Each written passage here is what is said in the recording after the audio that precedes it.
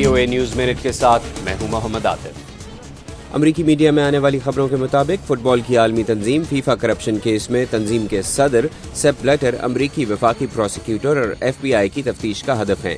ये खबर उस वक्त सामने आई जब ब्लैटर ने ज्यूरिख में एक न्यूज़ कॉन्फ्रेंस में अचानक इस्तीफा दे दिया। ब्लैटर जुमे को 5वीं बार फीफा के सदर मुंतखब हुए थे। चीन में इमदादी कारकुन क्रूज शिप हादसे में लापता होने वाले 430 अफराद की तलाश का काम जारी रखे हुए हैं।